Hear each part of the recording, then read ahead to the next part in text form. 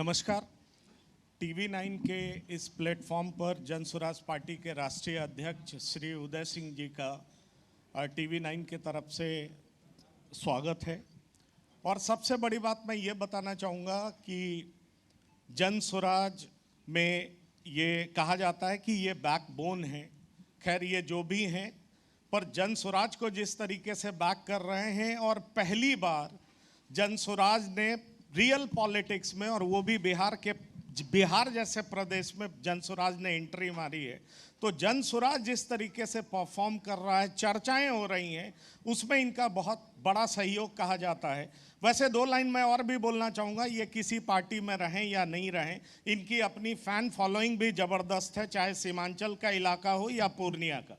तो आप टीवी 9 के प्लेटफॉर्म पर आए, आपका बहुत बहुत धन्यवाद। मेरा पहला सवाल है कि जन स्वराज जैसी पार्टी जिसके बारे में कहा जाता है कि उसका कोई सामाजिक, जो अगर हम जातियों के हिसाब से देखें तो सबका आधार वोट बैंक है, अगर हम सब पार्टी की कहें। जन स्वराज के बारे में कहा जाता है आधार वोट बैंक है नहीं, तो जाति विशेष की पार्टी जो बहुत सारी हैं बिहार में, उससे आप कैसे लड़ेंगे? धन्यवाद अपने चैनल पे बुलाने के लिए। आपके चैनल पे तो मुझे पहले भी सौभाग्य प्राप्त हुआ है। आपका प्रश्न जितना जटिल है उतना ही सरल भी है। हमारे पार्टी के जातीय आधार नहीं है, इसको आप या और लोग शायद एक कमज़ोरी के रूप में देखें। मेरी नज़र में और हमारी नज़र में यह हमारी सबसे बड़ी ताकत है, क्योंकि हमारी जाति बिहार में रहने वाले 14 करोड़ लोगों की जाति है। हम अपने आप को किसी भी जो सामाजिक बंधन है, जिसे राजनीति में कभी आना ही नहीं चाहिए था, जातियों की जगह सियासत में है नहीं, लेकिन एक तरह से ज़बरदस्ती कहिए या नेताओं की भूल कहिए या नेताओं की मजबूरी कहिए, उन्होंने जातीय आधारित राजनीति शुरू की। और हम ईश्वर के आभारी हैं कि हमने जब ये अभियान शुरू किया और प्रशांत किशोर जी ने जब ये कल से मेरे दिमाग में एक नई शब्द आई है उनके लिए, वो शब्द है हड्डी गलाओ यात्रा। वो हड्डी गलाओ यात्रा पे थे क्योंकि 3 वर्ष पहले जो मैं उनको देखा करता था, और आप जब उनको देख रहा हूँ तो वो पहचाने भी नहीं जाते। तो ये हम लोगों ने ये साबित करने की कोशिश की है कि अगर कोई मुद्दों पे हम बात करें, बिहार के लोगों से जुड़ी हुई जो उनकी समस्याएं हैं उसकी बात करें, तो जातियों की कहीं कोई अहमियत रही नहीं जाती। और इसलिए धन्यवाद पंकज जी कि आपने सबसे पहला सवाल मुझसे यही पूछा और मैंने उत्तर दिया कि हम जाति विहीन पार्टी हैं। We are caste agnostic, we have no interest in any caste. 14 crore Bihari हमारी जाति हैं और हम उनकी जाति के हैं। उदय जी, आप सुनने में कानों को बहुत अच्छा लगता है, सच्चाई ये है, लेकिन एक दूसरी सच्चाई की तरफ लौटें कि बिहार को इस तरह के वादे और दावे करके गरीबों की राजनीति हमने देख ली है। हमने ये भी देखा कि हम जाति के खिलाफ, जाति के इस बंधन को तोड़ने और गरीबों और पिछड़ों को आवाज़ देने वाली राजनीति वो भी बिहार ने देखी। बिहार को सुशासन की राजनीति देने की भी एक परिपाटी देख ली बिहार ने। और बिहार जहाँ पे खड़ा है वहाँ ये प्रयोग पहले हो चुके हैं। तो ये प्रशांत किशोर जो कुछ भी लेके आ रहे हैं, ये क्या रीपैकेज करके पुराना माल बेच रहे हैं बिहारियों को? क्यों भरोसा करें? दिल्ली में एक प्रयोग इसी तरीके के आंदोलन का रूप लेकर क्या हुआ उसका हम सबने देखा। बिहार में नया ये है या नहीं है, ये आप दर्शकों को हमको समझाइए, क्योंकि इसके पहले पदयात्राएं, जनयात्राएं, लोगों से मिलना, गरीबों के साथ जाना, उनके घर में उनकी गरीबी को समझना, ये सब बिहार ने देखा है, दशकों से देखा है। मतलब जेपी आंदोलन भी देख लिया बिहार ने, लालू यादव का गरीबों की आवाज़ बनने का युग भी देख लिया, सुशासन का युग भी देख लिया। आपका टेक क्या है? आपका प्रश्न अत्यंत ही प्रासंगिक है और आपके मन में जो दुविधाएं हैं वो उत्पन्न होना स्वाभाविक है। आपने कहा कि पुरानी चीज़ों को हम पैकेज करके ले आए हैं, तो अपने आप से पूछिए, और मैं दर्शकों से भी चाहूँगा कि वो भी 1 मिनट के लिए आत्मचिंतन करें। हम लोगों की परेशानियों को नए नए परेशानियों की ईजाद कैसे कर सकते हैं, how can we manufacture problems. हम तो जो परेशानियां हैं लोगों की, चाहे वो दशकों से चल रही हों, 2 दिन पुरानी हो या 100 साल पुरानी हो, हम तो उन्हीं मुद्दों पे जनता से बात करेंगे। आप समस्याएं नहीं, आप तो समाधान लेके आए। और मैं उसी समाधान पे मेरा सवाल था कि ये समाधान और इस तरह के वॉइसेस, इस तरह की आवाजें, इस तरह की ध्वनियां बिहार के राजनीतिक मानस पे अभी भी गूंज रही हैं, दशकों पुरानी। तो मैं समझता हूं कि आपके प्रश्न में भी कुछ उत्तर छुपा हुआ है। अगर हम लालू जी के 1990 से लेकर 2004 तक की यात्रा को छोड़ दें, जिस पे किसी और प्रश्न पे पूछ लीजिएगा मुझसे, जब नीतीश जी शुरू हुए थे तो कुछ हमसे मिलते जुलते बातों को लेकर शुरू हुए थे। उनके 2 मुद्दे थे उस न्याय यात्रा में जो वो लेकर निकले थे 2005 में। मुद्दे बहुत थे, लेकिन 2 अहम जो मुद्दे लेकर घूम रहे थे, एक कानून व्यवस्था के लिए घूम रहे थे, भ्रष्टाचार की बात वो कम कर रहे थे उस समय में, कानून व्यवस्था की बात कर रहे थे, और पलायन की बहुत ज़ोर से बात कर रहे थे कि हम पलायन रोकेंगे, बिहारियों को उनकी अस्मिता वापस करेंगे, बिहारियों की जो गौरव है उसको वापस करेंगे, और एक ऐसा माहौल बनाएंगे कि पलायन कम हो जाए, रुक जाए। एक चीज़ में तो उनको सफलता मिली। आज मैं उनका आलोचक हूँ। मेरी उनसे थोड़ी सी अनबन 2011 में ही शुरू हो गया था, जब मैं एनडीए का ही सांसद था, लेकिन वो अलग बात है। एक चीज़ में जिसमें उनको बहुत सफलता मिली, उन्होंने कानून व्यवस्था को बहुत तेज़ी से बहुत सुधार दिया।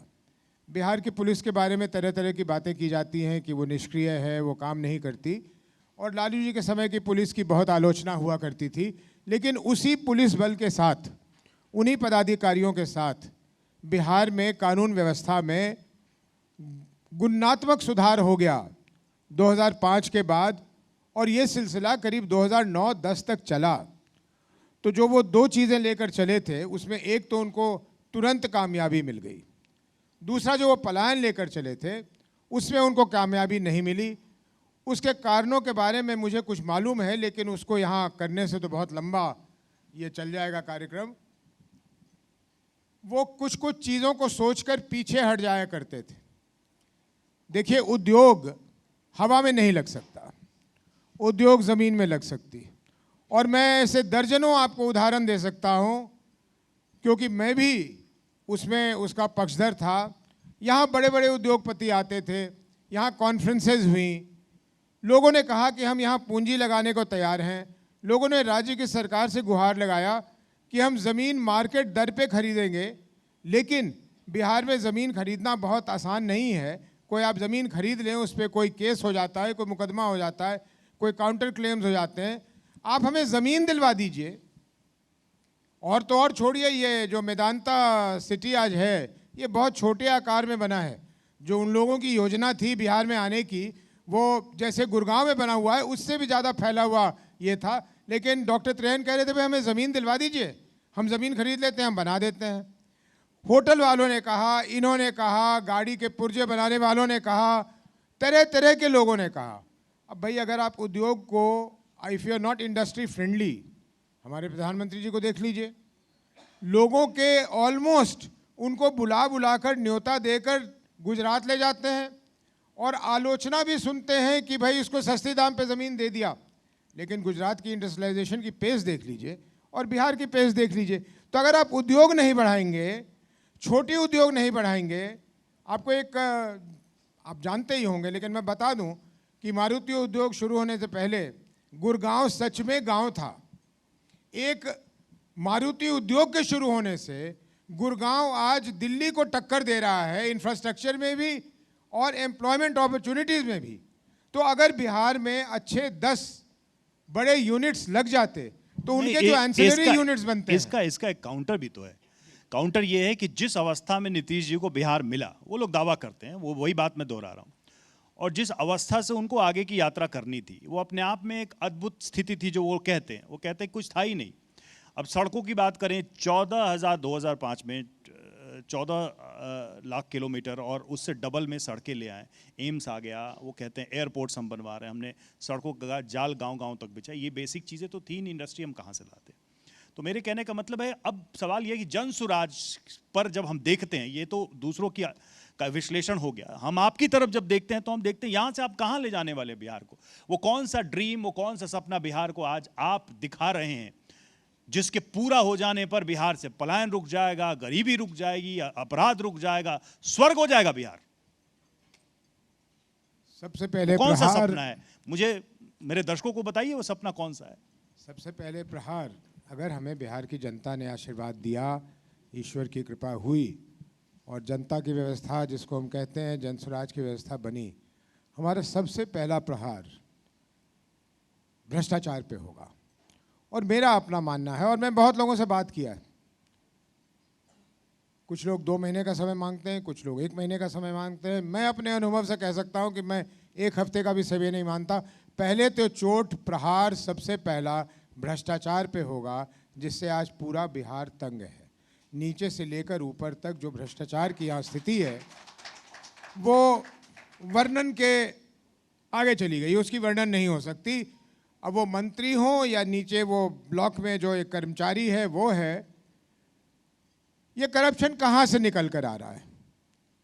और बहुत लोगों को ये बुरा लगेगा जब आपकी मेरी बातों को सुनेंगे आपके इस पर चैनल पे।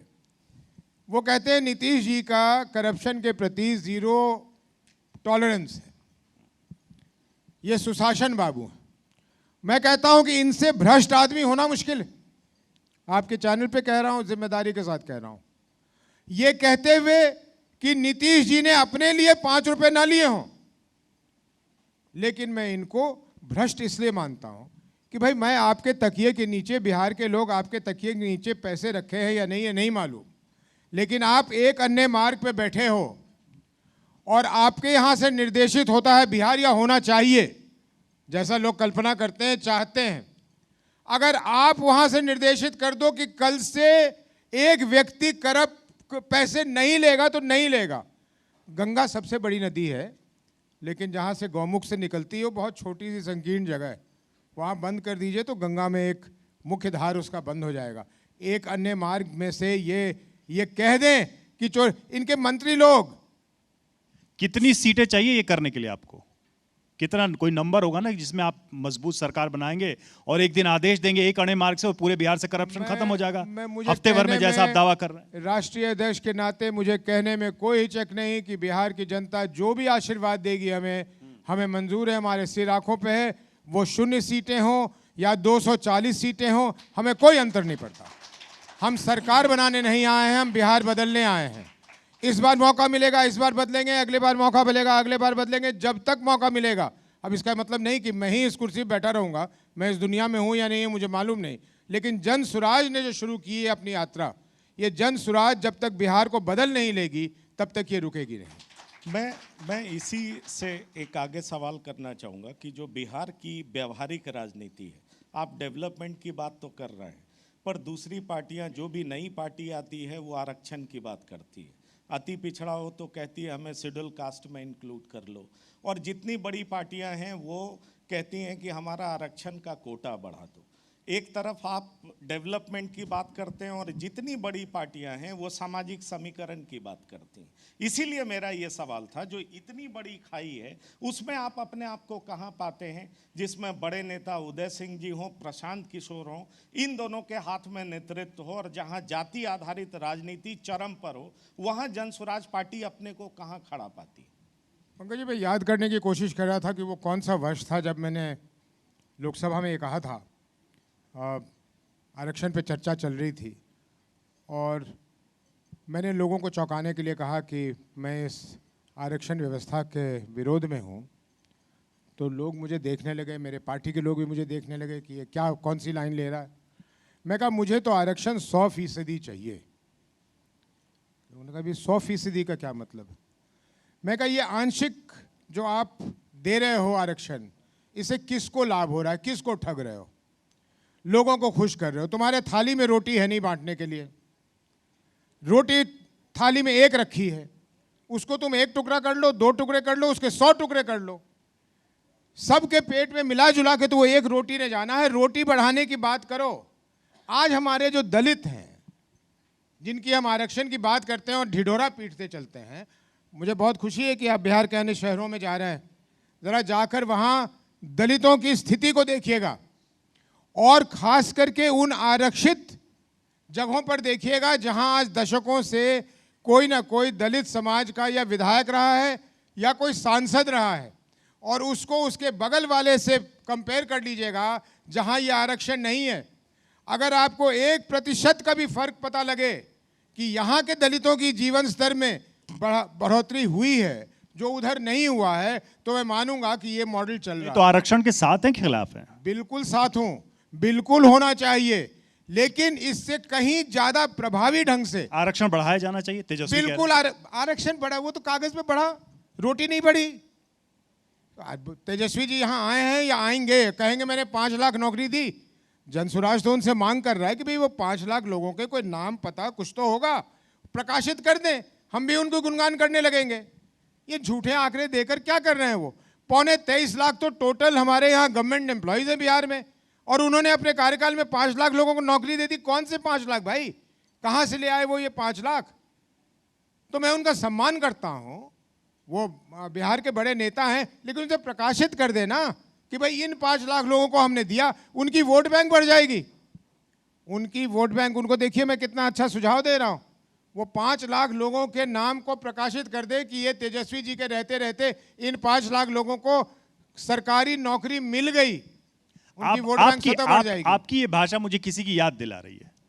मतलब दिल्ली में जब रोज प्रेस कॉन्फ्रेंस होती थी आम आदमी पार्टी की, तो रोज आते तो कहते कि गडकरी ये साबित करके दिखाए, ये सरकार वो साबित करके दिखाए, फला नेता साबित करके दिखाए, हम ये आरोप लगा रहे हैं। तो आप सबको कह रहे हैं कि साबित करके दिखाइए। इसी में मैं एक चीज ऐड करना चाहूंगा कि आपको नहीं लगता आपने दिलीप जायसवाल के खिलाफ मोर्चा खोला, पार्टी पे कोई दबाव नहीं हुआ, दिलीप जायसवाल को उन्होंने हटाया नहीं, लालू जी सजा याफ्ता हैं, तेजस्वी यादव के सेहत पे कोई फर्क नहीं पड़ता। अब सवाल उठता है कि ऐसे प्रदेश में जहां भ्रष्टाचार मुद्दा नहीं है, वहां आप डेवलपमेंट की इतनी बड़ी बात करते हैं तो, और भ्रष्टाचार की बात करते हैं, तो आपको नहीं लगता कि भ्रष्टाचार इस समाज का अंग बन चुका है, वो शिष्टाचार बन चुका है और ये बहुत ज़्यादा इफेक्टिव नहीं होने जा रहा है? आप मुझे कहीं और ले गए और एक इससे ज़्यादा सीरियस मुद्दे पे ले गए। अभी कुछ साल पहले या 1 साल पहले, 1.25 साल पहले श्रीलंका में क्या हुआ हमने देखा। अब से कुछ महीने पहले हमारे बांग्लादेश में क्या हुआ हम लोगों ने देखा। अभी कुछ दिन पहले हमारे नेपाल में जो हुआ वो हमने देखा। तीनों अलग अलग देश हैं, तीनों के अलग अलग लोग हैं, भाषा है, कल्चर है, सब कुछ अलग है, लेकिन वो कौन सी ऐसी 3 चीज़ें थीं या 4 चीज़ें थीं जो कॉमन था श्रीलंका में भी, बांग्लादेश में भी, नेपाल में भी? बेरोजगारी श्रीलंका में भी, बांग्लादेश में भी, नेपाल में भी। Corruption, nepotism, the massive difference between the rich and the poor, अमीर और गरीब के बीच में जो खाई। देखिए, आप संवेदनहीन हो सकते हैं, जो हमने प्रूव करके दिया बिहार के लोगों को कि भाई तुम्हारे अध्यक्ष के खिलाफ हमने सबूत के साथ ये रख दिया, और अभी कुछ नहीं देखा आपने, उस पर हमारा काम चल रहा है अभी आगे। और मैं आपके मन से कह सकता हूं कि हमने वो बात को छोड़ा नहीं है। दिलीप जायसवाल जी का नाम किसी हत्या से संलिप्त है और उस पर कार्रवाई जो होनी है, लीगल कार्रवाई वो हो रही है।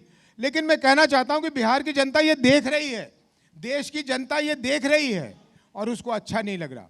बेरोजगारी चरम पे, भ्रष्टाचार चरम पे, नेपोटिज्म चरम पे। अभी कोई कमिटी बनी, कोई इन्होंने क्या बनाया बिहार सरकार ने, मैं तो भूल भी जाता हूँ, इतनी चीज़ें ये बनाते रहते हैं। उसमें जो मेंबर्स और उसके अध्यक्ष रखे, सब पे चार्ज लग रहा है, ये उसका बेटा है, ये उसका चाचा है, ये उसका भतीजा है। आयोग जो बने, तो आप नेपोटिज्म की हाल देखिए। आए दिन लोगों की यहाँ लोगों पे लाठी बरसाए जा रहे हैं। कल कुछ लोग आए मेरे पास, आपको सुन के शायद हैरानी होगी। हमारे आदरणीय मुख्यमंत्री जी ने 15 अगस्त को, आप कहेंगे कि मैं दूसरों की बात कर रहा हूँ, 15 अगस्त को उन्होंने यहाँ से घोषणा कर दी कि जो जीविका दीदियाँ हैं उनकी जो सैलरी है वो डबल हो जाएगी। जब इन लोगों ने मांगा तो विभाग के सचिव ने कह दिया कि वो मुख्यमंत्री का स्लिप ऑफ टंग था। अब आप सोचिए, मुख्यमंत्री का स्लिप ऑफ टंग, वो कागज मेरे पास रखी है, मैं लाया नहीं, मैंने सोचा था ये बात नहीं उठेगी। उदय जी, लेकिन कुछ वास्तविक सवालों की तरफ लौटते हैं, चूंकि ये बैठक चुनावी बैठक है। पहला सवाल एक तो ये, मतलब चूंकि अब समय थोड़ा कम, नहीं वो मुद्दे हैं, आप उन विषयों के को लेकर एक माहौल बनाने की कोशिश कर रहे हैं बिहार के अंदर, जनता को सेंसिटाइज करने की कोशिश कर रहे हैं, वो आपका एक तरीका है, वे ऑफ पॉलिटिक्स है। बहुत सारे लोग इससे इत्तेफाक नहीं रखते होंगे, पॉलिटिक्स करने वाले ही।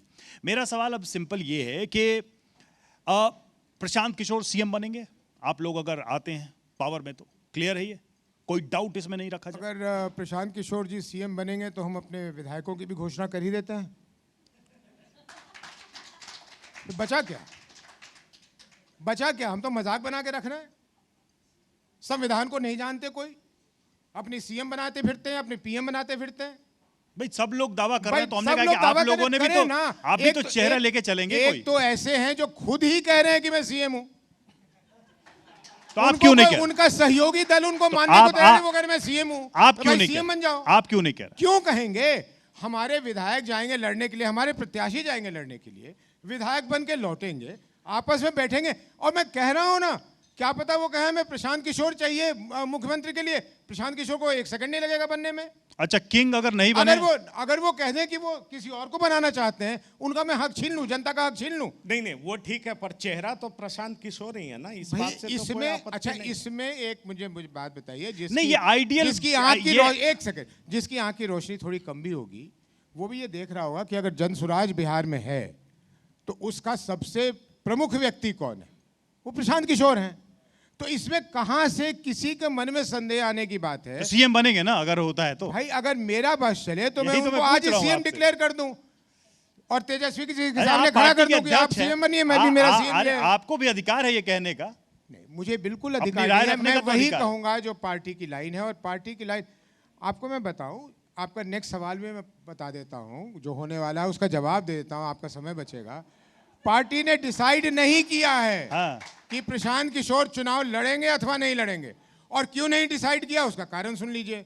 प्रशांत किशोर जी हमारे पार्टी के एकमात्र स्टार या सुपरस्टार, जो भी कहिए वो हैं। हम लोग सब पॉलिटिक्स में हैं, हमें भी लोग जानते हैं, लेकिन जो आज बिहार में लोगों की मंशा है कि प्रशांत किशोर को सुने, वो मुझे सुनने के लिए नहीं है। मैं भी अच्छा बोलता हूं। लेकिन मेरा नेक्स्ट क्वेश्चन कुछ और था कि अगर ऐसा नहीं होता और कुछ सीटें आ ही जाती हैं विधायकों की ठीक ठाक, तो इधर उधर जाएंगे क्या किसी के साथ? मतलब नीतीश जी कुछ अच्छे लगते हैं, बीजेपी से पुराना नाता, भाई मोदी जी के साथ प्रशांत किशोर ने काम किया है, पुराने रिश्ते हैं, नीतीश जी के साथ पुराने रिश्ते हैं, राजद के साथ थोड़े होते रहे, बिगड़ते रहे, बनते रहे, तो कहीं तो जाके सरकार बनाएंगे या बनने नहीं देंगे किसी की सरकार? फर्ज कीजिए 30-40 सीटें आ ही जाती हैं, तो किसी की नहीं बनने देंगे। जनसुराज से जुड़े हुए लोगों की कुछ कदर करनी चाहिए हम लोगों को, आपको भी। जनसुराज और दलों से अलग है। हम 0 जीत के आए, 1 जीत के आए, 200 जीत के आए, 40 जीत के आए, 20 जीत के आए, हमारे विधायक कहीं नहीं जाने वाले हैं, वो कहीं नहीं जाएंगे। रह गई बात आपकी दूसरी सवाल, उसका जवाब देता हूँ। एक बार ऐसा सिचुएशन आया था बिहार में कि आदरणीय रामविलास जी, स्वर्गीय रामविलास जी के पास कुछ इतने विधायक थे कि अगर वो चाहते तो एक बिहार में सरकार बन सकती थी। उनकी मर्जी नहीं हुई, सरकार नहीं बनी, बिहार ने एक नया इलेक्शन उसको फेस करना पड़ा बहुत जल्द, और फिर नीतीश जी हमारे मुख्यमंत्री बन गए। जनसुराज ऐसा कभी नहीं चाहेगी कि बिहार के लोगों पे एक इलेक्शन के बाद तुरंत एक और इलेक्शन विंडो ओपन है, विंडो ओपन। इसीलिए सवाल है ना कि विंडो आपके नहीं ओपन बगैर है, अगर किसी की विंडो नहीं सरकार ओपन है। बने तो किधर जाइएगा? अगर आज सुन लीजिएगा तो बड़ा अच्छा है जी। हम बिल्कुल न्यूट्रल हैं, हम किसी सरकार के हिस्सेदारी नहीं कर, किसी के साथ नहीं जाने वाले। हम ये कहने वाले हैं कि तुम्हारे जो भी प्रोग्राम्स होंगे उनको छोड़ो, जनसुराज के प्रोग्राम को अपनाओ।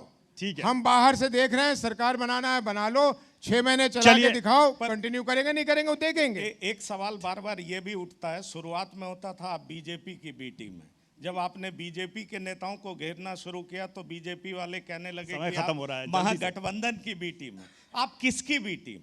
हम दोनों की बी टीम है, क्योंकि हम इतना वोट काटने वाले हैं इनका कि इनको समझ नहीं आएगा कि इनके वोट काट के ले कौन गया। चलिए ठीक है, बिहार की जनता, बिहार के वोटर्स की नज़र ज़रूर है प्रशांत किशोर और जनसुराज की तरफ से जो जो बातें कही जा रही हैं। अब देखना होगा कि वाकई में जो एक आइडिया ऑफ बिहार जनसुराज की तरफ से बिहार के लोगों के बीच रखा जा रहा है, उस पर बिहार की जनता बटन दबाती है कि नहीं, मोहर लगाती कि नहीं। बहुत बहुत शुक्रिया उदय जी, हमसे बहुत-बहुत बातचीत करने के लिए। धन्यवाद बुलाने के लिए। बहुत बहुत बहुत-बहुत धन्यवाद, बहुत बहुत धन्यवाद। Thank you.